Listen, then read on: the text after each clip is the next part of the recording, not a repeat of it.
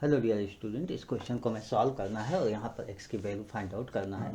इसमें क्या है कि ये क्वेश्चन आपका 10th स्टैंडर्ड का ही है, इसको 10th स्टैंडर्ड का ही मैं मानता हूँ। तो आइए इस क्वेश्चन सॉल्व करते हैं, लेकिन क्वेश्चन को सॉल्व करने के पहले हम इसके वर्टिसेस को नोट कर लेते हैं, जैसे A B C D E. इस तरीके से मैंने नोट कर लिया। अब करोगे क्या, देखिए यहाँ पर ए ई आपको ये बताया गया है कि ए ई और ई डी इक्वल होता है। ए बी भी दिया गया, बी सी भी दिया गया, एंगल सी 45 भी दिया गया। तो ये सब आपके पास गिवन है, इन सभी की हेल्प लेके ही हमें क्वेश्चन को सॉल्व करना है। इस क्वेश्चन को हमें सॉल्व करना है तो सबसे पहले क्या करते हैं, सबसे पहले हम ई से सी डी पर एक परपेंडिकुलर लाइन ड्रा कर लेते हैं। तो एक परपेंडिकुलर लाइन ऐसे ड्रा कर लेते हैं, इस तरीके से मैंने लाइन बना लिया और इसका नाम मैं एफ लिख लेता हूँ। इस तरीके से इसका नाम एफ लिख लेता हूँ। इससे आपको क्या मिला, जिस तरीके से ए बी लाइन है, A B line parallel E F line के हो जाएगा। तो ये जब लाइन पैरेलल होगी तो आपके पास बीपीटी होती है, बेसिक प्रोपोर्शनल थ्योरम, उस थ्योरम का हम यूज कर लेते हैं। उस थ्योरम का यूज करेंगे तो यहाँ पर क्या लिखेंगे, देखिए in triangle D A B, in triangle D A B, इस पूरे ट्रायंगल की बात होती है। तो इसमें E F parallel to A B, जब इस तरीके से पैरेलल होगी तो आप यही कहोगे, आप अपने फार्मूले के अकॉर्डिंग लिखना चाहो तो लिख लो कि D E upon total D A, इस तरीके से D F upon D B and E F upon A B, ऐसे आप लिखते हो।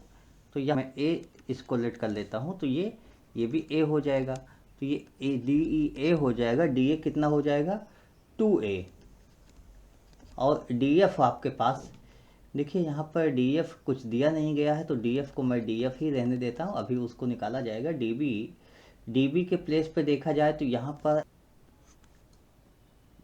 और ये 1 है, इस तरीके से मैं ये पूरा x है, x प्लस 1 लिखा जा सकता है। इक्वल टू ई एफ ये हमें मालूम नहीं है, अपॉन ए बी 2 गिवन है। तो यहाँ से क्या देखते हो कि a से a कैंसिल हो जाएगा, a से a कैंसिल होने के बाद यहाँ पर 1/2 आ जाएगा। 1/2 equal to D F upon x plus 1 equal to E F upon 2। अगर हम स्टार्टिंग और लास्ट को ले लें तो यहाँ से हमें ई एफ मिल जाएगा कि ई एफ इक्वल टू 1 हो जाएगा, 2 कैंसिल 1 हो जाएगा। तो ई एफ भी हमारे पास आ गया। अब हम इस क्वेश्चन को आगे सॉल्व करेंगे, यानी ई एफ हमारे पास 1 हो गया। देखिए ई एफ को मैंने यहाँ पर नोट कर लिया, 1 नोट किया, ये आपको शायद समझ में आ रहा होगा। अब आप यहाँ पे देखिए मैंने परपेंडिकुलर ड्रा किया था, तो ये एंगल 90 होगा, ये एंगल 45 गिवन है सी, तो एंगल ई भी 45 हो जाएगा। क्यों होगा, क्योंकि 90 45 तो ये 45 होगा।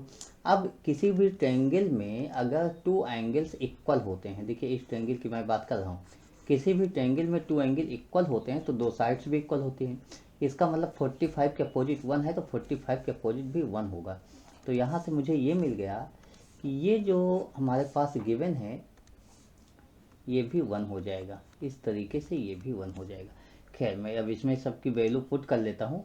हमारे पास डी एफ ये आ गया, और डी एफ हमारे पास कितना हो जाएगा, D F of x minus 1 हो जाएगा इसके अकॉर्डिंग। भाई देखिए यहाँ से यहाँ तक टोटल आपके पास x था, ये पूरा x है, और ये 1 आपके पास आ गया, यहाँ से यहाँ तक 1 आ गया। तो अब डी एफ कितना होगा, ये टोटल कितना होगा x, ये 1 है, तो x माइनस 1 हो जाएगा। यही बात मैं यहाँ रख दूँगा, तो यहाँ वैल्यू ये पुट कर लेता हूँ। डी एफ हमारे पास x minus 1 upon x plus 1 equal to, और ये हाफ ही लिख लेता हूँ।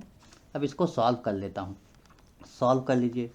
2x minus 2 equal to x plus 1, और इसी स्टेप्स को अगर मैं आगे सॉल्व कर लूँ,